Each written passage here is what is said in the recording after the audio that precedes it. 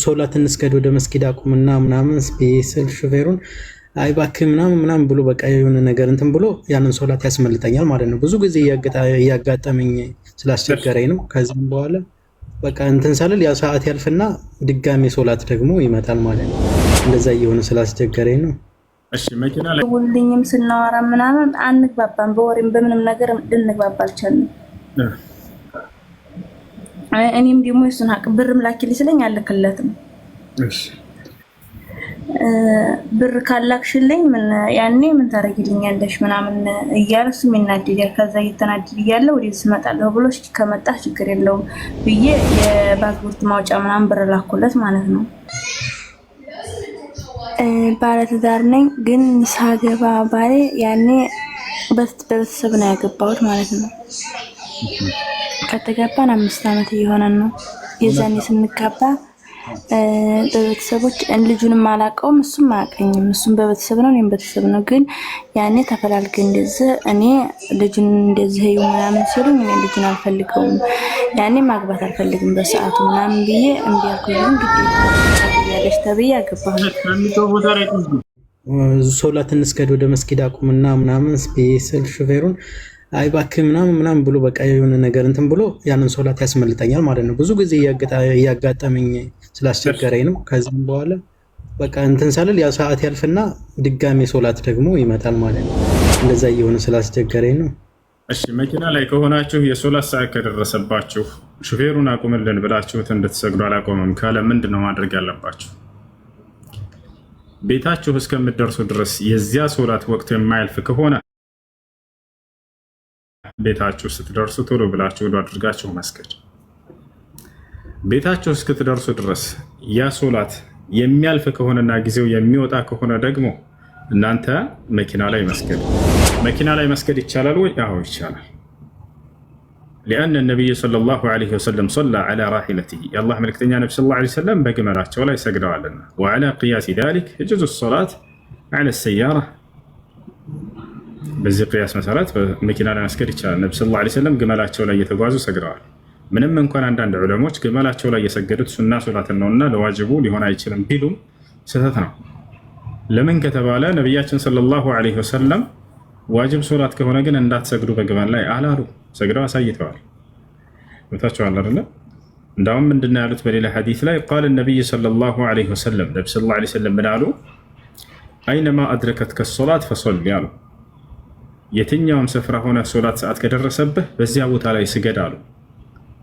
የትኛውም ስፍራ ሆነ የሶላት ሰዓት ከደረሰብህ ሲሉ ጊዜ ግመል ስፍራ ነው አይደለም?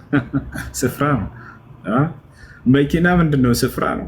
በዚያ ቦታ ላይ ወርዳችሁ መሬት ላይ መስገድ የምትችሉ ከሆነ ዋጅብ ሶላት ከሆነ ወርዳችሁ መስገድ ገብታችኋል አይደል? ነገር ግን ካልቻላችሁስ? አልቻላችሁም ለመውረድ ቤቴ እንዳልደርስ ደግሞ መኪናው አላቆም ላይ ማን ነው ጊዜው ሊያልፍ ነው። ቤቴ እስክደርስ ድረስ የሶላት ጊዜው የማያልፍ ከሆነ ችግር የለውም። ቶሎ ሲሄድ የሶላት ጊዜ ሳያልፍብኝ ቶሎ ሰግዳለሁ። እዛ እስክደርስ ግን ያኛው ቀጣዩ ሶላት ሊገባ ከሆነ ጊዜው ከሚያልፍ እዚያ መኪና ላይ ሰግዳለሁ ማለት ነው። ታዲያ መኪና ላይ እንዴት ነው የምንሰግደው? ቁመን ነው የምንሰግደው? እንወድቃለን እኮ። ቁጭ ብላችሁ መስገድ ትችላላችሁ። ማስረጃ ቃል ነቢይ ሰለላሁ ዐለይሂ ወሰለም ሰሊ ቃኢመን ፈኢን ለም ተስተጢዕ ፈቃዒደን ፈኢን ለም ተስተጢዕ ፈዐላ ጀንብ ፈኢን ለም ተስተጢዕ ፈአውሚ ኢማን። የአላህ መልእክተኛ ነብዩ ሰለላሁ ዐለይሂ ወሰለም ብናሉ ቁማችሁ ስገዱ። ቁማችሁ መስገድ ካልቻላችሁ ቁጭ ብላችሁ ስገዱ። ቁጭ ብላችሁ መስገድ ካልቻላችሁ ተኝታችሁ ስገዱ። ተኝታችሁ መስገድ ካልቻላችሁ በማመላከት በመጥቀስ ስገዱ ብሎ ተናገረ።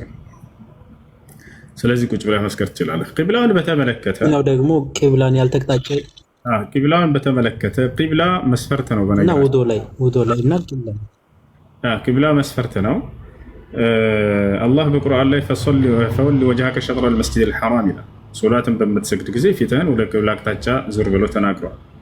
ሰሓቦች ከነቢ ሰለላሁ ዐለይሂ ወሰለም ጋር ሲሰግዱ በነበሩበት ጊዜ ስለ ቂብላ አቅጣጫ ምን አሉ? صلينا مع رسول الله صلى الله عليه وسلم إلى بيت المقدس نحو 16 شهرا أو 17 شهرا ثم أمر باستقبال القبلة فاستقبلنا.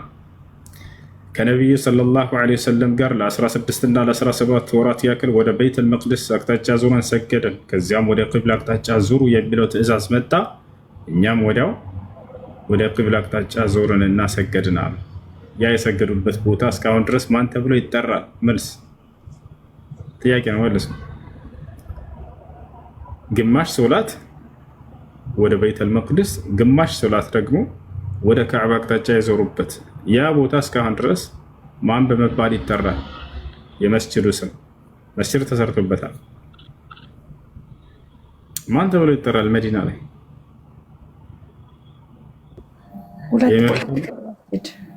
ምን አልሽኝ? የሁለት ቂብላች መስጂድ ነው። አይዋ መስጂድ አልቂብለተይን ይባላል። መስጂድ አልቂብለተይን የሁለቱ ቂብላ ባለቤቶች መስጂድ ነው። ምክንያቱም ነቢ ሰለላሁ ዐለይሂ ወሰለም ወዲያው ሁለቱን ረካ ሰግደው እንደጨረሱ ወደ ቤተል መቅደስ እየሰገዱ ወዲያው ወደ ካዕባ ዙር የሚል ትእዛዝ መጣ። ወዲያው የአላህን ትእዛዝ ፈጸሙ። አላህ እንዲህ አድርግ ካላቸው ወዲያው ነበር የሚያደርጉት። ወዲያው ቆይ አንዴ ትንሽ ልጠብቅ አይሉም ነበር የአላህን ትእዛዝ። ለዚህ ነው እናታችን አይሻ ተጠየቀች፣ ከይፈ ካነ ኹሉቁ ረሱሊላህ ሰለላሁ ዐለይሂ ወሰለም ተባለች። ከነቢ ሰለላሁ ዐለይሂ ወሰለም ህልፈት በኋላ ሰዎች መጥተው ጠየቋት፣ አንቺ የምእመናን እናት ሆይ እስኪ የነቢዩ ሙሐመድ ሰለላሁ ዐለይሂ ወሰለም ባህሪ ምን ነበር ግለጭልን፣ ንገሪን አላት። ከዚያ ምን እንዳለች ታውቃላችሁ? እንዲህ ነው እንዲህ ነው እንዲህ ነው ብላ መዘርዘር አልፈለገችም። ሀል ቀረእተ አልቁርአን አለችው ጠያቂውን፣ ቁርአንን አንብበሃል አለችው። ቃለ በላ አዎ አንብቤያለሁ አለ። ካነ ኹሉቁሁ አልቁርአን አለች፣ የእርሱ ባህሪ ቁርአን ነበር አለች። ያ ማለት በቁርአን ላይ የምታየውን ትእዛዛት ሁሉ እንዳለ ፈጽሟቸዋል። አድርግ የተባለውን ሁሉ አድርጓቸዋል።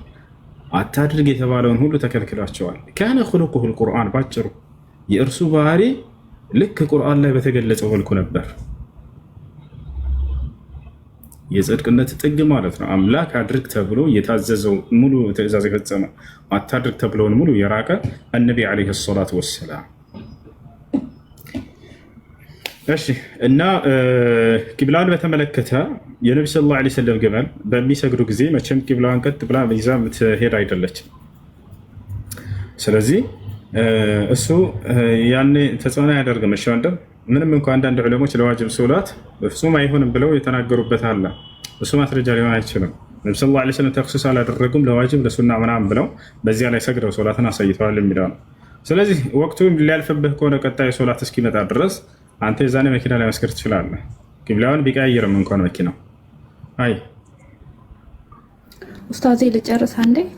እሺ አንዴ። ውዱ ከሌለንስ ብሏል። መኪና ላይ ነው ያለው ሰውዬ፣ ውዱ የለውም። ቀጣዩ ሶላት እስኪገባ ድረስ ሊያልፍበት ነው። እዛ ቤቱ ሊደርስ አይችልም መኪና ላይ ያለ።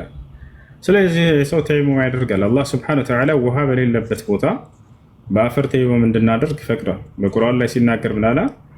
ወኢን ኩንቱም ጁኑበን ፈጠሃሩ ወኢን ኩንቱም መርዳ አው ዐላ ሰፈሪን አው ጃአ አሐዱን ሚንኩም ሚነል ጋኢጢ አው ላመስቱሙ ኒሳአ ፈለም ተጅዱ ማአን ፈተየመሙ ሰዒደን ጠይበን፣ ውሃ ካላገኛችሁ በንጹህ አፈር ተይሙም አድርጉ ብሏል። እሺ ተይሙም እንድናደርግ አፈር ከሌለስ? ታክሲ ውስጥ ነው ያለው። እዚህ ላይ ዑለሞች ምን እስቲንባጥ አደረጉ? በግድግዳው ተይሙም ማድረግ ትችላለህ። ግድግዳው ላይ ተይሙም ማድረግ ትችላለህ። ይሄ ነው አላህ አለ። እሺ ላከላህ እሱ ሌሎች ቤተሰቦች ደግሞ ያው ሰዓት ብዙ ሰዓት ስለበላሁኝ ይቅርታ። አትጨርስም እንዴ? አትጨርስም እንዳለች እሺ ጥያቄሽ እንዳታሰሩልኝ ብዬ ነው። እንትን ሙሉውን በግ እነሱ በዛ ጉዳይ ላይ በጣም እያስጨነቀኝ ነው። ሙሉውን መብላት አለባቸው ወይ ለሌላ ሰው ሼር ማድረግ አለባቸው? አረ ሙሉውን ይብሉት፣ እኛም እንበላለን ከጠሩ። ሽክራን ኡስታዝ፣ ያላህ ይጠብቅ። ሽክራን አልተማመነ ያብሉን እንጂ አንድ በግ ሙሉ እጠራለሁ። በቃ ትመጣለህ።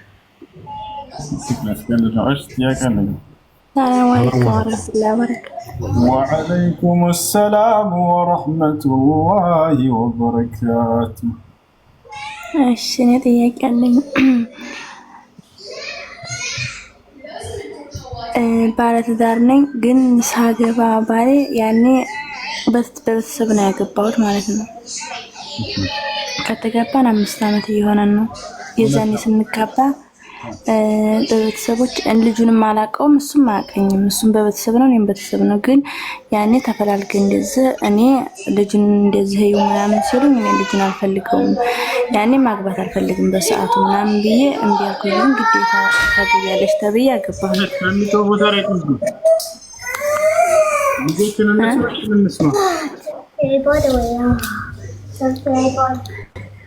አይሰማም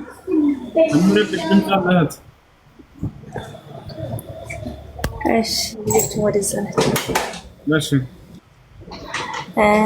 ተገባን አሁን 5 አመት ሆኗል። ግን በአንድ የኖርነው 2 አመት ነው ማለት ነው። 2 አመት ስንኖር የመጀመሪያው አመት ስንኖር እኔ አልፈልግም ያኔ ለቤተሰብ ስለሆነ ብዬ ነው እንጂ አንተ ጋር መኖር አልፈልግም ብዬ ብዙ ቀን እየተጣላን ሄዳለሁ። ከዛ በመሀከል ታመመ። ሁለት ነው እሺ ዘመኑ ይባላል። በመሀከል ሲታመም እንዴት እንደዚህ እየታመመ ነው እንዴ ፍች መጠየቅ አትችይም እና ደግሞ መውጣት አትችይም ማለት ተቀመኩኝ። ከዛ ከዲያናም በኋላ ደግሞ አልቆየሁም 2 አመት ሞላን። ወዲያውኑ መጣሁን ስደት አለ ማለት ነው። እሺ ተዛሳ በዚህ መጥቼ አንስማማም። ያኔ ሲደውልልኝም ስናወራ ምናምን አንግባባም። በወሬም በምንም ነገር ልንግባባ አልቻልንም። እኔም ደግሞ እሱን ሀቅ ብርም ላኪልኝ ስለኝ አልክለትም።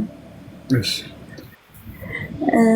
ብር ካላክሽልኝ ምን ያኔ ምን ታረጊልኛለሽ ምናምን እያለ እሱም ይናደዳል። ከዛ እየተናደድ እያለ ወደዚህ እመጣለሁ ብሎ ከመጣህ ችግር የለውም ብዬ የፓስፖርት ማውጫ ምናምን ብር ላኩለት ማለት ነው። እሺ በይ ብር ልኬለት ከዛ በመሃል አሁን መልሶ ታመመ። እሺ አሁንም ታሞ ያኔ አንተን የሚያመው እንደ ሲህር ነገር ምናምን ነው ማለት ነው። የሐኪም ቁርአን ቤተሰቦቹ ቁርአን ምናምን ሰዱ ስላቸው ምናምን እንደዚህ ያን ያክል ደካማ ናቸው ቤተሰቦቹ ማይወስዱት። እሱም አሁን ታሞ ነው ያለው። ስናወራ ምናምን እንደዚህ በቃ እሱ ሌላ ትታኛለች ምናምን እያለ ነው የሚያወራው ማለት ነው። እዛ ቤተሰቦችም ጋር አይስማማም። እኔ አሁን ብር ማስገባው ለቤተሰቦቼ ነው። ያኔ የሚያደርጉልኝ ነገር የምፈልገው የሚያስገባው ለሱ ነው። እንዴት ይታያል? ያን ለሱ ብር አልሰጠውም። ሴት ልጅ ሰርታ የምታገኘው ገንዘብ የራሷ ገንዘብ ነው። ከባል ጋር ስምምነት የተደረገበት ገንዘብ ሲቀር፣ ስለዚህ በራሷ በሆነ ገንዘብ ላይ ባሏን የማስተዳደር ግዴታ የለባትም። በአጠቃላይ ሴት ልጅ በራሷ በሆነ ገንዘብ ላይ ለቤተሰቦቿ መርዳት ትችላለች። ስለዚህ ችግር የለውም። በዚህ ባደረግሽው ነገር ላይ ወንጀል የለብሽም። እሱን በተሻለሽ እያገዝሽው ነው፣ እየረዳሽው ነው። ከአላህ ዘንድ አጅር ታገኛለች። እሺ አዎ ግን አሁን እሱ ያኔ በጣም ነው የሚናደደው እና ደግሞ ስናወራ ምናምን አንግባባም። ያኔ እኔ ደግሞ ከመጣሁ ያመኛል ስኳር ምናምን ስላለብኝ ትንሽ ተተናገረ በጣም ነው የምናደደው። ያኔ ምንድነው የምታረው? ያኔ እንትን አይደለም መጣልታግዝ መልስለታለሁ ሲናገረኝ። ምን እናድርግ ታዲያ? ጥያቄ ያኔ እኔ አልፈለኩም እሱ ስለታመመ ብቻ ነው እንጂ እኔ አልፈልገውም ብዬ ፍች መጠየቅ እችላለሁ አልችልም?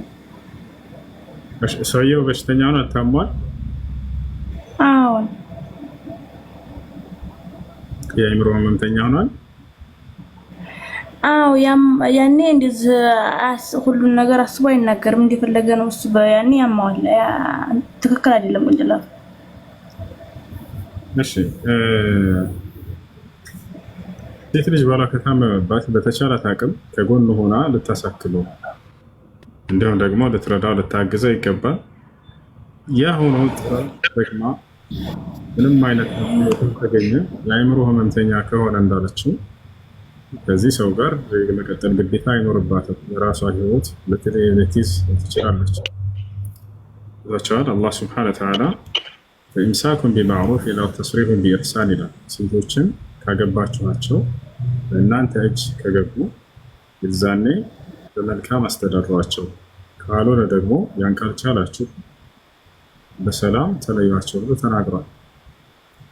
የራሷ ህይወት ይኖራታል ከዚያ በኋላ።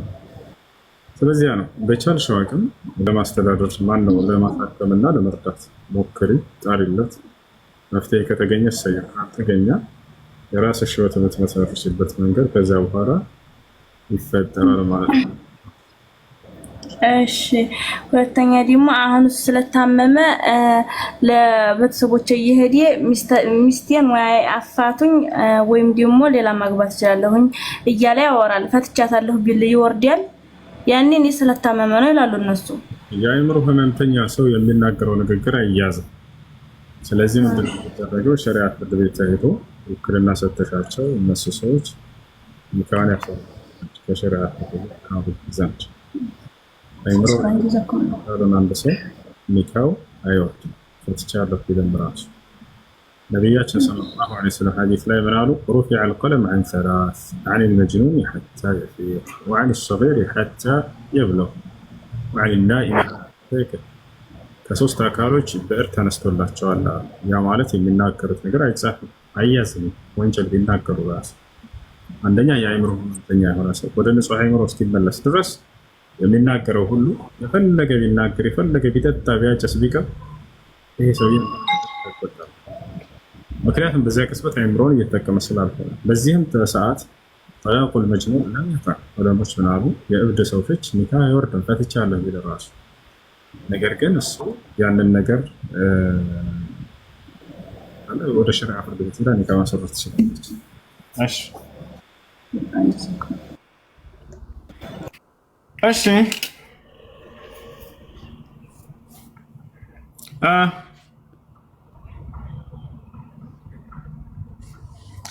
ሰዎች ጥያቄ አላችሁ? يلا ننزل تحت ጥያቄ የሌላችሁ አትላኩሽ ልጆች፣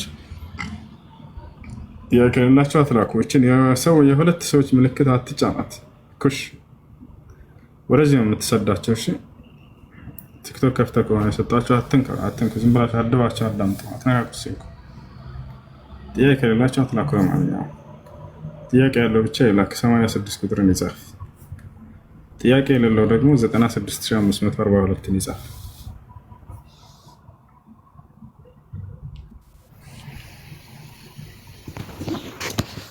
እሺ ሰላም አለይኩም። አለይኩም ሰላም ወራህመቱላሂ ወበረካቱ። መጀመሪያ አላህ አፍያን ሙሉ አፍያን ይስጥህ። አሜን። እኔ ያለኝ ጥያቄ የሆነች ሴትዮዋ አካል ጉዳተኛ ናት። እሺ ካልተሳሳቱ 2007 ምናምን ይመስለኛል አዲስ አበባ ውስጥ ነው። መጀመሪያ ላይ አቀርብላት ነበር። እሺ የባልትና በርበሬ የሆነ ነገር ስትፈልግ እኔ አቀርብላታለሁ፣ እዛው እሰራለሁ። የሆነ ሰዓት ላይ ብር አበድርኝ ብዬ 1000 ብር ተቀብያት እኔ በዛው በናያ ሲኖሩ ጊዜ ነው እኔ እስር ቤት ገባሁኝ ማለት ነው። እሺ ከ3 ወር በኋላ በዋስ ተፈታሁኝ። ጃልሜዳ የሚባል ሰፈር አለ በቁልፌ ሄጄ እዛ አካባቢ ባፈላልጋት ፈልጋት መኖሪያ ቤቷን አላውቀውም፣ ምግብ ቤቷን ነው የማውቀው። አጣኋት ሴትዮዋን። እሺ ከዛ በተቻለኝ አቅም ግን እዛ አካባቢ የነበሩ ሱቆችንም ምግብ ቤቶቹንም የደረሰች ምናምን ብዬ ስጠይቅ ምንም ቦታዋን ያለችበት የሚያሳውቀኝ ምንም ሰው አጣሁኝ። ሴትዮዋ ምንም አካል ጉዳተኛ ናት። እጇ ነው የሚንቀሳቀሰው፣ በዊልቸር ነው የምትሄደው። እሷን ማግኘት ስላልቻልኩኝ እኔ ይሄ ብር በምን አይነት መልኩ ነው እኔ ከኔ ራስ መውረድ የሚችለው? እሺ አንድ ሰው የሰው ገንዘብ ካለበት ለዚያ የመለሰለት ነብዩ ሰለላሁ ዐለይሂ ወሰለም ሐዲስ ላይ من كانت عنده مظلمة لأخيه فليتحلله اليوم قبل أن لا يكون دينار ولا درهم አሉ። ከእናንተ የወንድሙ ሐቅ ያለበት ሰው ካለ ከወዲሁ ገንዘብ የማይጠቅምበት ቀን ቂያማ ቀን ከመምጣቱ በፊት ከወዲሁ ምድር ላይ ሳለ ለዚያ ሰውዬ ሄዶ ሐቁን ይክፈለው ወይንም አውፍታ ይጠይቀው ብሎ ተናግረዋል። ነገር ግን ያን ሰው ማግኘት የማትችል ከሆነ እንዴት ነው የምታደርጉ ከተባለ በዚያ ሰው ስም ሰደቃ ማድረግ። ይሄ ነው በቃ። እዚያ ሰውዬ ምንዳ ይደርሰዋል፣ ምንዳ ይጻፍለታል።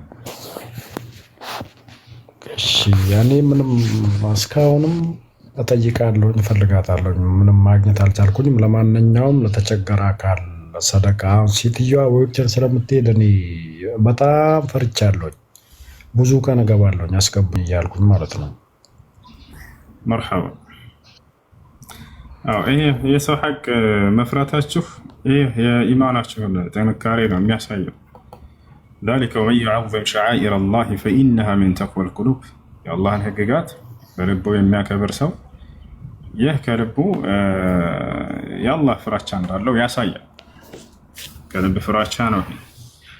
ነገ ከአላህ ፊት እቆማለሁኝ የሰው ሐቅ ይዤ እጠየቃለሁኝ ብሎ የሰው ሐቅ ለመመለስ የሚጥር ሰው ለአላህ ያለውን ፍራቻ ያሳያል። አላህ ይጨምርላችሁ።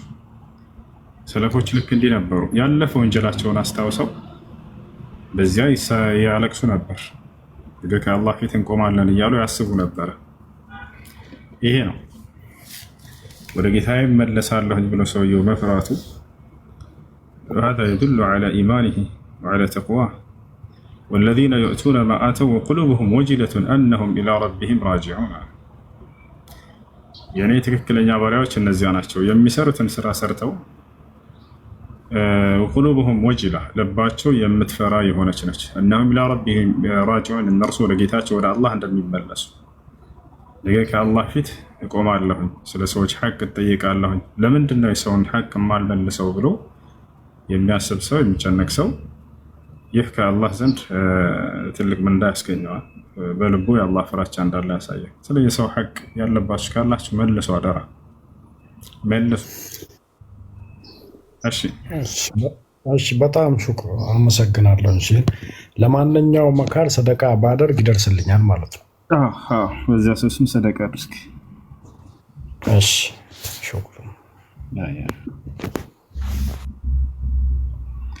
እሺ ቀጥይ።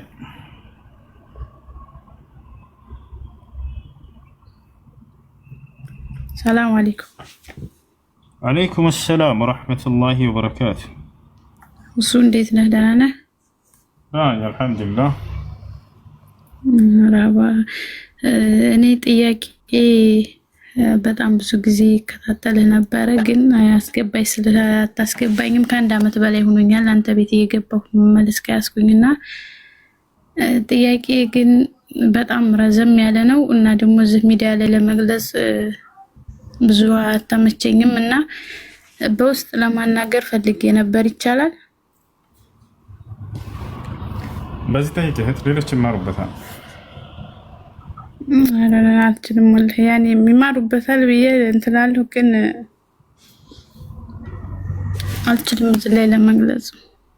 እሺ ጥያቄውን አስቀምጪው፣ በውስጥ አየዋለሁ ሰውታ ኢንሻአላህ። መርሐባሽ። እሺ ጥያቄ ለቀጥል።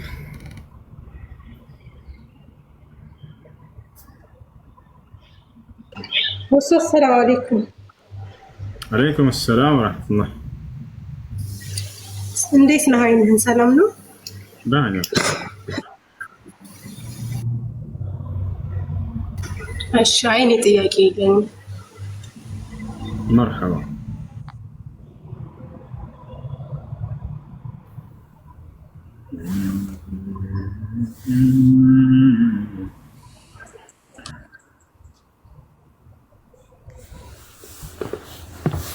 ሰላም አለይኩም።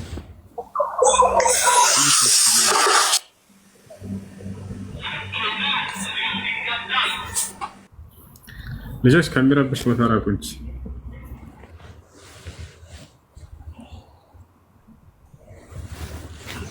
ሰላም አለይኩም። አይሰማም?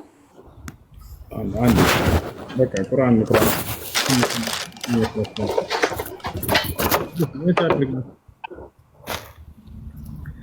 ማንጋ ነው። አንድ የሚያሳድርጉት እስኪ ትንሽ ቁርአን